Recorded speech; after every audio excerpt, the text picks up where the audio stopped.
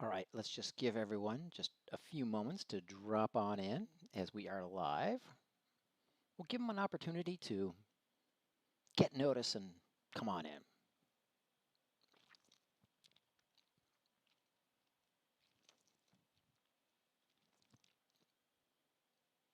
Warning, never eat a salad before broadcast. You get broccoli in your teeth and you want to like, I want to get it out here. This is like really awkward.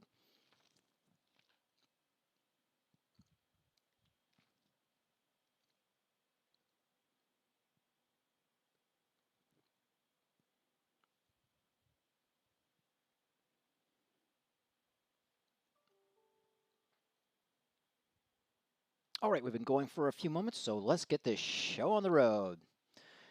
Greetings, Tech Art fans from around the world. It is Friday, and it is 12:30 Eastern Standard Time, and it means it's time for another episode of Tech Art Talk Live. My name is Chris, and I will be your host for today's episode. Now, if you'll notice that around me, these are not the typical environment elements of University of Central Florida. That's because my son has COVID, and now he's a big boy. He's 21 years old, and he is doing quite well, thank you.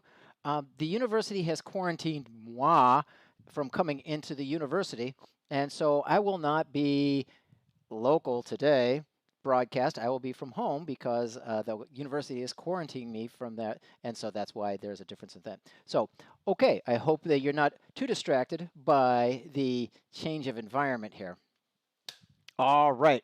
Now, last week we had a chance to play with some fancy texture mapping involving with normal maps, and then we follow that onto displacement maps. And we're going to continue with that trend and dealing with more fancy texture mapping, but we're going to shift gears a little bit and we're going to deal with environment mapping today. Now, environment mapping is might be a little bit curious to you, might be you've never encountered it before. That's okay, and you're going to get to see what a chance today. So today we're going to deal with things called SkyCubes, which looks a little bit like how to do VR without VR. Pretty cool. And then we're going to go on to what reflection mapping is. Now, reflection mapping is super important because it makes objects look normal, it integrates them with the world, and it actually can provide some kind of a tertiary light source into an environment. Okay, with that said, let's get things going here. Let me go ahead and push the presentation onto the display here. All right, let me get this going. Okay, there we go. Oh, wait a second. Let me make sure that I have my display up. Ooh, look at that. Ooh, but I didn't want to do that. So what I want to do is this. Ha ha ha. Very fancy. Okay. Now, environment mapping is what I like to call is making the most out of a very few textures. So what we're dealing with today is things called texture cubes, which is also known as cube maps. Now, what are cube maps, you might say? Well, cube maps are they're combinations of 6 independent two-dimensional texture maps to create kind of like a three-dimensional texture.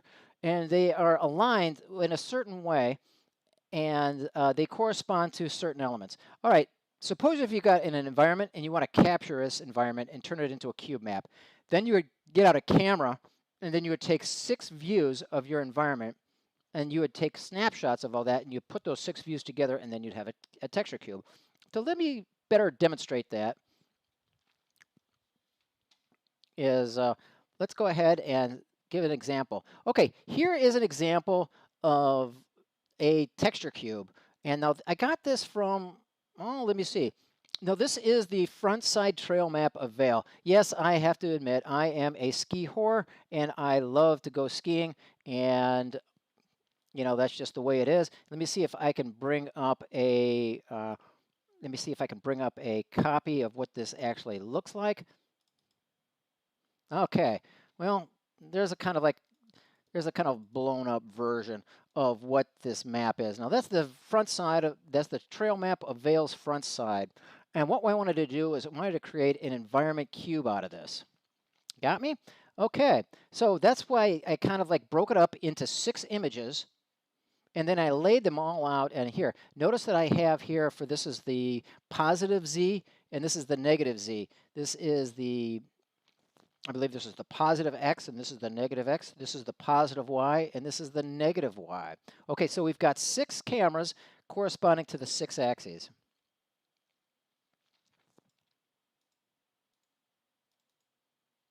Okay, yeah, here they all are. Okay, so I try to get these in magenta, but it's not turning out very well. And so I was wrong about that. This is plus Z minus Z. This is plus X, and this is minus X. And the top one is plus Y, and the bottom one is negative Y. All right, so we are good. So you could use this tool, and I found this on the web. This is by Jonah Zeitler. .se. I don't know what SE stands for. If anyone wants to tell me what SE stands for, they could go ahead and contribute and tell me. That would be very, very cool. But Jonah's site is really cool. Let me see if I can pull this one up here. Let me see if I can just demonstrate this very quickly. Okay, get me back to... Okay, there we have Jonah's website. And there you see it's called a cube map and toast map generator. And this is actually pretty cool. And really all you have to do is you would go and drop in an image right into the view space here.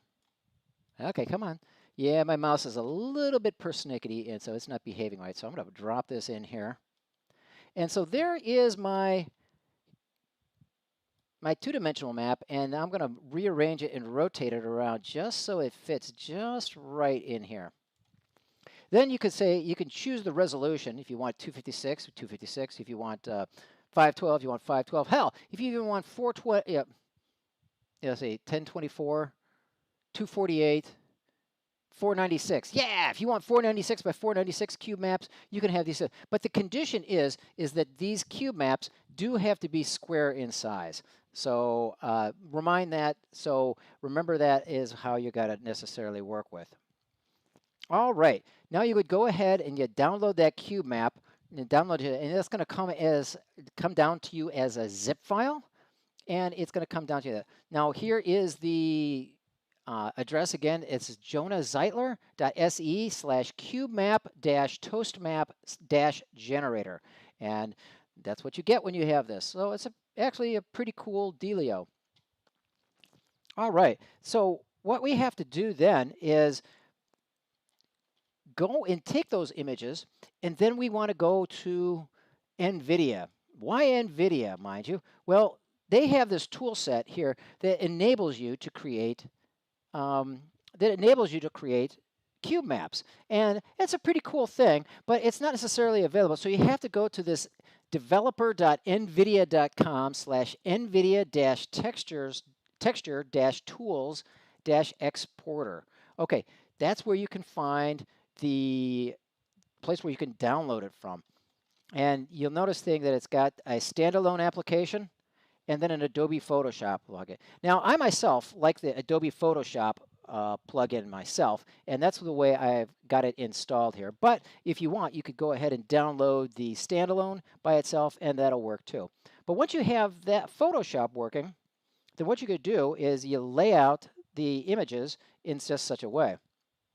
Okay, you lay them out in such a way, but mind you that there is a specific order in which these images do have to be laid out with.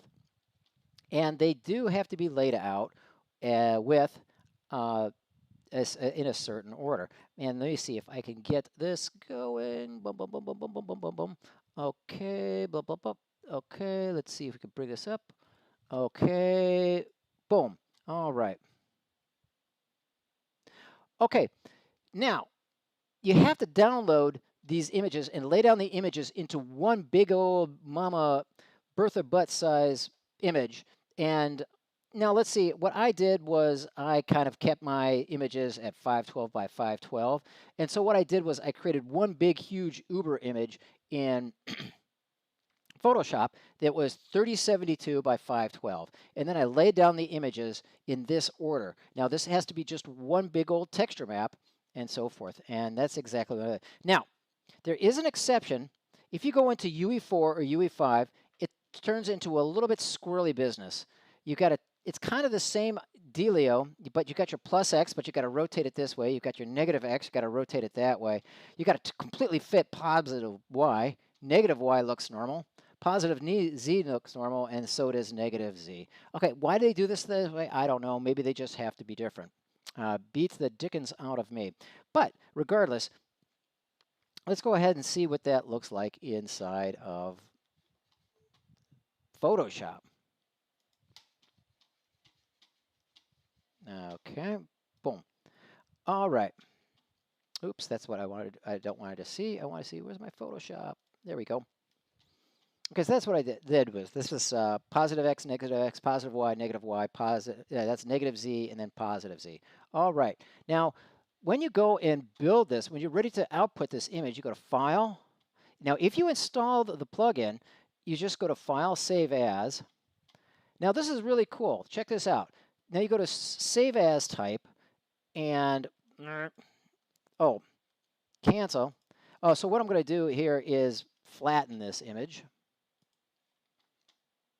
So it's just one big old mama image. And then I'm going to save as.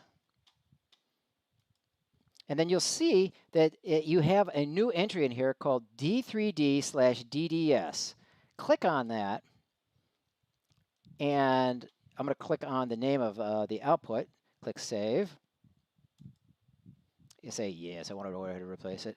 All right, now you get this very semi-complicated menu.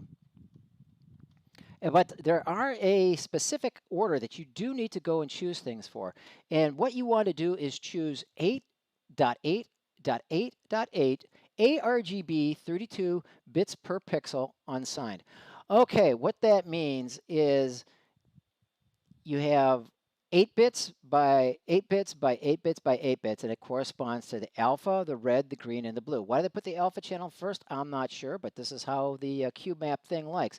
And it's so 8 plus 8 plus 8 plus 8 is 32 bits, and that's 32 bits per pixel, and it's going to be an unsigned float. All right, now there's a whole bunch of these that you can choose from, and some of these are recognizable, some of them are sure making no sense, but we want this good old venerable 8 by 8 by 8 by 8 ARGB, 32 bits per pixel. All right, now one thing you had to do is choose cube map from this menu here. We don't want a 2D map, we don't want a volume texture, we want a cube map. And then make sure to choose the no MIPS on here, because if you do any of the MIPS, it's going to kind of monkey things up, and that's going to mess things up. But once you get things going, you just go ahead and press save, boom, and then you're off to the races, and you have your environment saved off. Okay, so now that you have your environment saved off, or your cube map saved off, let's go into Shader Tool and go ahead and create our SkyCube. All right, we're going to start with the normal map project that we used a couple weeks ago. And then we're going to end up replacing pretty much the whole darn thing. But it's a good place to start with if there is any. So follow along with me if you will. So I'm going to go ahead and create a duplicate of my normal mapping effect. So I'm going to click on it here and go into Effects, and grab a new effect. Click on it here, and I'm going to call this Environment Mapping. Environment Mapping. Okay, there it is. And I want to copy my normal map stuff, so I'm going to copy all my normal map information. Oop. Got all, C, and come over here.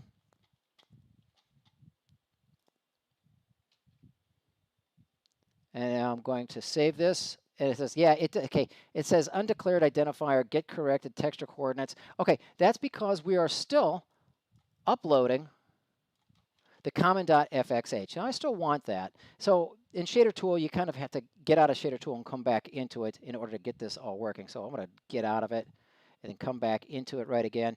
And there is my environment map. And we don't have any more errors, and we are good to go. Yeah, that's pretty easy. Okay, so what we're going to do, we're creating a basic SkyCube. It's a pretty simple operation.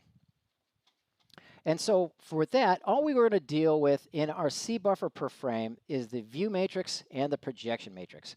We don't really want anything else other than that for now. And likewise, on the C buffer per object, this is like the transformations per object, all we want to do is worry about the world matrix, or what are the world operations being put onto this. All right. Now, inside of our vertex shader input, we don't need to deal with the tangent because we're not dealing with a normal map on this anymore, so we're just going to keep it simple. And our VS output, well, this is really going to go on a diet. And all we're going to need is the texture, all we're going to need is the position. And all this other stuff is going to get nuked. And we're going to add one more, a float 3, and this is going to correspond to the reflection vector. And then we had to give it a semantic, text chord 0. Okay, Altomato. All right, now what we're going to do is we're going to leave our rasterizer state exactly the same, but we're going to get rid of our normal map, and instead of a texture 2D, we're going to enter in a texture cube. Ooh, a texture cube, something new. And then we're going to call this Environment Map. Okay, hopefully I spelled that correct. All right, we're going to keep our texture sampler exactly the same, and then we are going to go to work on our vertex shader. Yay! And I'm going to change the name of my vertex shader to Skybox, because that's what it is a Skybox vertex shader. And we're going to keep it really simple, gang, because we're going to keep the output, being declared as the output. We have our position being multiplied by that, and that's all good. But we want to first, what we want to do is we want to create our worldview projection matrix. And this is, we're going to need this we're going to need this in order to calculate our reflection vector. And so I'm going to sneak right in here. And I'm going to drop that in there. So here is our little expression here to generate our worldview projection matrix. And then all we're doing here is multiplying the world matrix by the view matrix by the projection matrix, and we're going to get our worldview projection. And so we could actually make this a whole lot simpler. And so we are just going to multiply our in-dot position by the worldview projection. And so I'm going to make this a whole lot simpler. And there it is. Our in position, our in object position is going to multiply by our worldview projection matrix, and then we are good to go. And the only thing we need to do now is create our reflection vector. Now, how do we create a reflection vector? Okay, now this is kind of like, where is the object in world space? And so that's all that we're going to do. Okay, this is a little bit nutty, gang. Okay, so all we're doing is we're putting the object's position inside of this reflection vector. But all we want is the X, Y, and Z components of it. We don't want the fourth component. And so that's why we're just doing it the X, Y, and Z. And so what this does is it's kind of like if the world was centered right at the origin, and then we had a vector going from the origin to that point in space, that would create a vector going from the origin, which is at 0, 0, 0, to our object, which is at object position. So therefore, that is now a vector going from the origin to our point. But because it's a vector, it technically goes on at infinitum in an infinite direction. And so that's really all the information that we want, is where is this going to go? Okay, and so we're going to use our SkyCube to kind of catch this, and depending on where it intersects on the surface, that's going to be where the image we're going to get. And let me explain that a little bit more. If I go into our Skybox pixel shader, I'm going to change this over to Skybox. Okay, guess what, gang? We're going to get rid of almost the entire frickin' shader. We're going to get rid of the whole thing. And we're just going to keep it nice and super simple. And there it is. Not too complicated.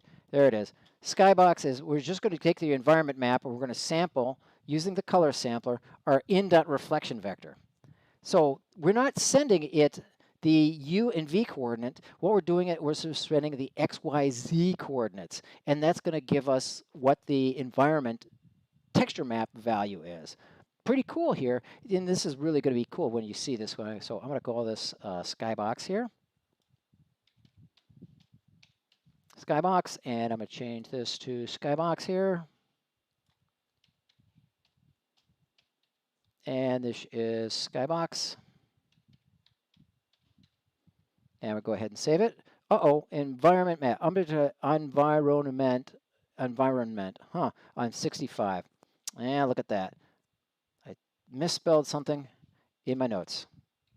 How about environ? Oh, it's lots of fun. Yeah, there we go. Okay, there we go. So let's rearrange this network. So the whole thing's just kind of like been obliterated, and we're just going to start over anew. So we're going to plug our environment map into here, and then we are going to replace our object with just a sphere. That's all we need, folks, and I'm going to dial that in here. All right, now I'm going to get rid of these two texture maps. And I'm going to get rid of this bad boy. Actually, I'm going to use that for a little bit later. I'm going to get rid of this rotation. And so I'm going to put the view map. I'm going to put the camera view to the view. I'm going to do the projection to the projection. And now we want the world vector, the world matrix. And so we're going to create our own custom-made world matrix because we're going to control the size here. So I'm going to change this float slider, and I'm going to change this over from 1 to maybe 10. Okay, and I'm going to spoon that into this vector 3 little gizmo. And so now we have is a 3 vector of whatever the scale is, 1, 1, 1, 1. And with that, we're going to create a brand new custom matrix. And I'm going to change the prefix here to a scaling matrix. I'm going to drive this in here. And so we have now a groovy scaling matrix. And I'm going to drag and drop that into our world. All right. So we have that. And so what we need now is our environment texture. So I'm going to right click on here and go into content. And here is a cube map. We're not going to grab a texture map. We're going to grab a cube map. And we're going to grab that, and then we are going to hunt for our veil thing. Okay, here is the veil front. And click that in there, and so there it is. And we're going to drop that right into the environment map. Okay, there's our object, and it's pretty simple. We've pretty much just got the object in here, and we texture mapped a sphere. Nice, not thrilling, but nice. But what we're going to do is we're going to scale this guy. Larger, larger, larger. We're going to go scaling. We're going to go into it, and suddenly, boom, we've gone in between, and now we're inside of the cube. Now you're saying, okay, that looks a little bit more interesting, but let's make this full screen and see what happens. Okay, I am just moving the camera around, and I'm right at the origin, and now what we have is like instant VR mode. You can see the seams of where I created the two textures, and you can see the seams as it comes apart. But then other than that, other than the seam, this is like instant like VR mode. And so there we go. Cool stuff. Now to further demonstrate this, I created this other texture map that kind of demonstrates where things are. And so this should actually kind of like show where things are in space. So here we're looking at right down the negative z-axis. And there's the positive z, and there's the positive x-axis, and there's the positive y, and look at that. The negative y, the negative x, and we're looking at the positive z. Okay, so as you can see, that this kind of helps demonstrate what this texture cube looks like when it's mapped onto a sphere around it. You get instant VR mode. Pretty cool stuff too, huh? All right, so now we're going to deal with, we know how to create SkyCubes.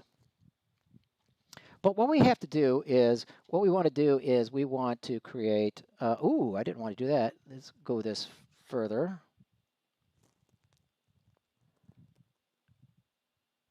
Okay, let me go ahead and change the display settings here.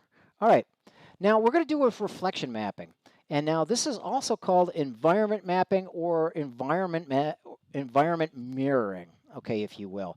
And so what we're going to do is we're going to make the surface of our object reflective. And it's going to be like, if you were going to be like a perfect reflector, it's going to look like chrome. But most objects in this world reflect a little bit of the environment. Every little, even like something like rubber or even, believe it or not, brick, actually reflects a little bit into the environment. And so what we do is we need to compute the reflection vector for light hitting off the surface. And then here it is. It depends on the view direction and the surface normal. And so we've seen this expression here before. And this is the reflection vector equals the incoming vector minus 2 times the normal vector times the dot product of the incoming vector and the normal vector. Now this produces a floating point value, and this scales the normal map, which gets twice, and this gets subtracted from the, and believe it or not, this is the incoming vector. And it does work, folks. It's really amazing, and it's like super cool. And you definitely have to try it out sometime if you ever have the opportunity. All right. And so what we're going to do here is I'm going to bring back up my shader tool. And we are going to go back into our environment. And we are going to make our modifications for the reflection or reflection mapping. So I'm going to click on here. And so we've pretty much simplified this like in a major sort of way. And now we're going to go ahead and make it a little bit more complicated, because everything gets a little bit more complicated when you start dealing with reflections. Okay, for our C buffer per frame, and that means for per frame, we're going to have to worry about our ambient color. And then we're going to have to worry about our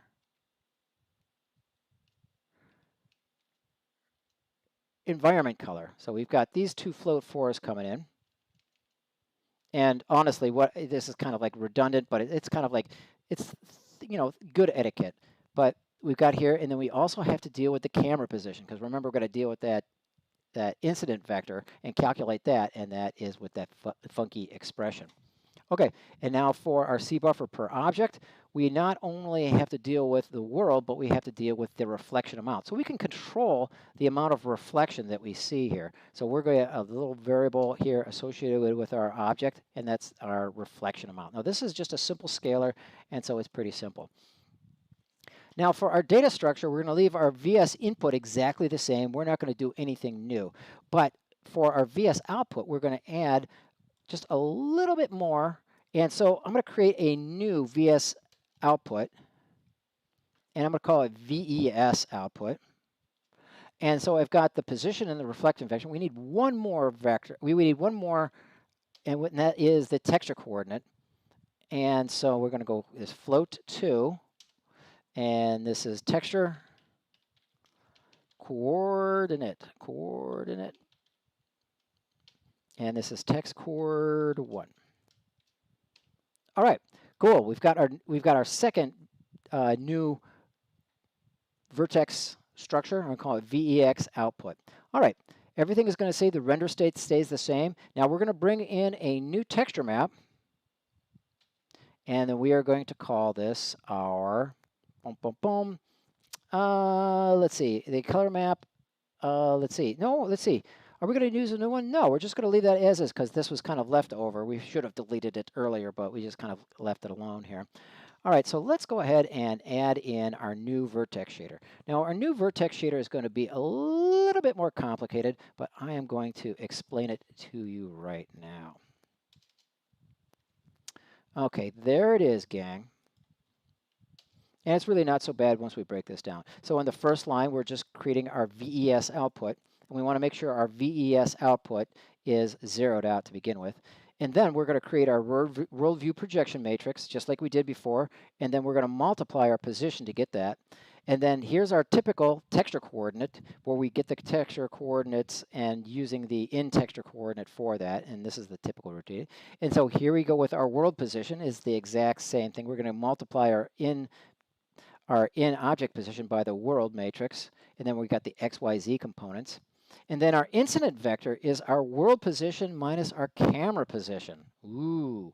And we're going to normalize that because we want the values going only between 0 and 1. And then we're going to calculate the normal, and then we're going to get our incoming normal. We're going to multiply it by the world matrix, and then we're going to pass that off onto the same. So our reflection vector is nothing but, and here it is.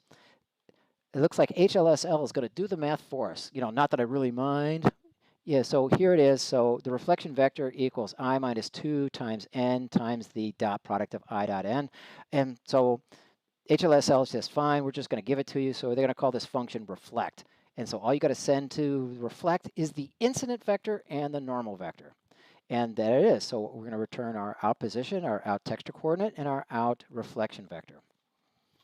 Okay, now we're going to have our pixel shader. Now our pixel shader is going to be a little bit more complicated because it's kind of hard to beat just one-line pixel shaders, right? But we're going to be a little bit more complicated, but not too much. Okay, so notice now that we're going to be receiving the VES output as our input. And here we go, and here we have, we're going to take our output, and we're going to zero it out. And then we're going to get our color of our object from our color sampler. And then we're going to get our ambient color, which is the color of our kind of like where things are in shadows, and the color of our environment. Now, an environment is the color sampler of it's the environment map. And so we're going to get the information, but here is our reflection vector. So the reflection vector is not going to be the coordinates of our object anymore. It's going to be the environment vector of our reflection vector. And so the reflection vector is going to set that. And then from that, we are going to get the color information from the result of our environment there. And then we're going to lerp between the ambient environment and the reflection environment, and we're going to we're going to use the reflection amount as the lerp control for that. All right, I'm going to create a duplicate of our skybox technique. And I'm going to call this reflection vector, or reflection mapping. And I'm going to change this to reflection. And this is going to be changed to reflection as well. Okay, I'm going to go ahead and compile that. Everything is kosher. And now let's go ahead and assemble our network, because we do kind of have to reconfigure our network in order to compensate for this. Notice that we have a whole bunch more gizmos that we have to deal with. And so first, let's go ahead and change our sphere. Now, it was super huge, and now what we want to do is we want to make it kind of like small again. And so now here it is back on the size of 1, where it should be nice and friendly-like. All right, now we got to dial in the ambient color. Now for this, since the ambient color really isn't the ambient color, it's just kind of like what white is, which normal light is. I'm just going to plug in white for our ambient color. And so for our environment color, I'm also going to deal with that as well. Now also we need the camera position, so we're going to grab our camera position from the camera.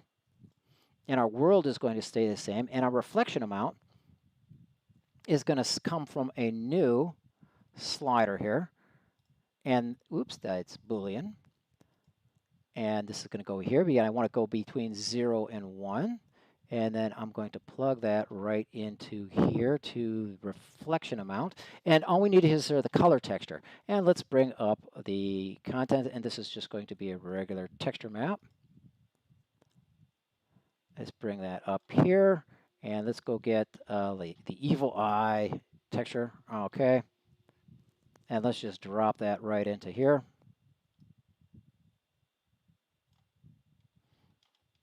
Okay, so let's see what's going on here. And we're just going to change this from skybox over to reflection mapping. Okay, so there is our texture mapped sphere, which is normally everything. Now what we got to do is we are going to dial in how much reflection we want. And we're going to use this little controller here to dial it in. As you can see here, we're going to be dialing it in. And so what we're looking at is now, here we are at 50%. And so half of our color is going to come from the original color of our texture map, and half of it's going to come from our reflective environment. And now if we move the camera around our sphere, we can see that it's also moving our environment map around it.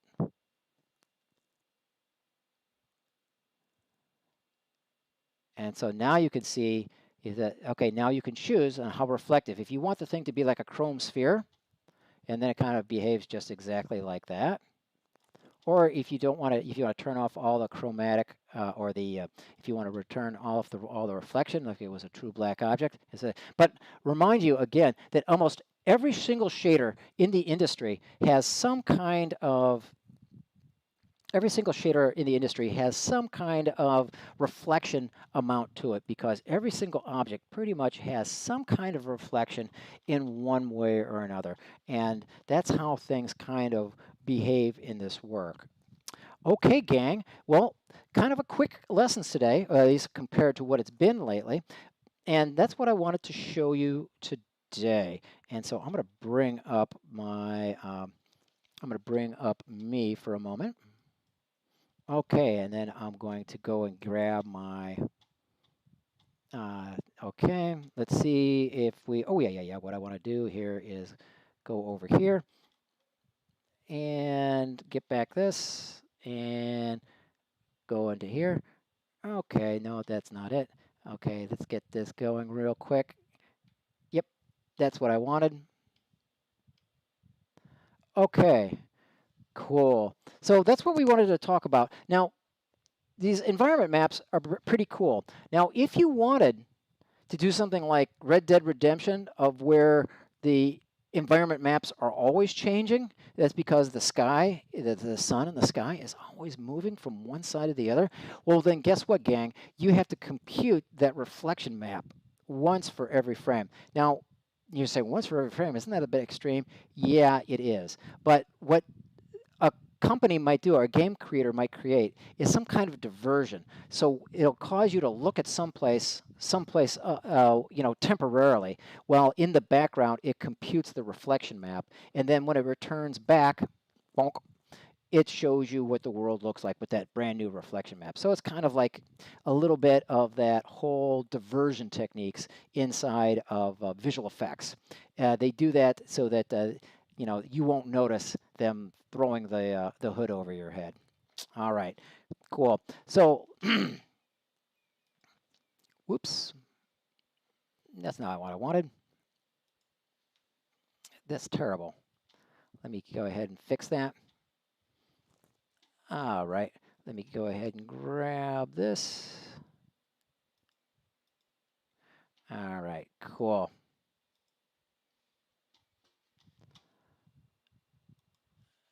All right, yes, there we go. Oh, bugger. Okay, this will have to do. All right, gang. If you liked what you saw today, all right, we're going to continue on a little bit with shader blending next week. Now, shader blending is something like how we can create fog and depth fog, and how we can actually use this to blend one object on top of the other. And so this is going to be an advanced kind of shader rendering technique. It's really kind of more of a visual effect technique of how to achieve all of these fancy blending. And so we're going to explain how blending is done. It's kind of a crash course, really, in shader blending. And we're going to give a quick kind of crash course inside of TechArt Talk next week. And all right, so what we're going to do is join us next week, and that's going to be the, no, this is not going to be the 17th. It's going to be the 21st. Holy moly. Okay, I'm in time warp again here, I guess because I missed the presentation last week. So it should actually be 9/21 here, gang, and we're going to be talking about shader blending. All right, if you liked what you saw today, go ahead and subscribe to the channel down here in the lower left-hand corner or lower right-hand corner, and go ahead and hit the subscribe button. And if you want to check me out, my name is Chris Rhoda. Check me out on Facebook and on LinkedIn. And or if you want to check out TechArt EDU, which is kind of like the big banner on which all this is headed, you know, go check us out on Facebook and on LinkedIn. And if you really want to check things out, go out to the TechArt EDU website, checkartedu.com, and there is a little opt-in sign there. So go ahead and press that little opt-in sign, leave your email address, and then I'll be able to contact you directly if I ever get around to actually contacting anyone. So you don't have to get worried about getting spammed by me by a militant amount of emails. Okay, gang, that's all I wanted to talk to you today about, as really exciting stuff as we're getting more into the visual effects aspect of shader rendering. Really, really cool stuff. I look forward to presenting you next week when we're going to be dealing with shader blending. And until then, arrivederci.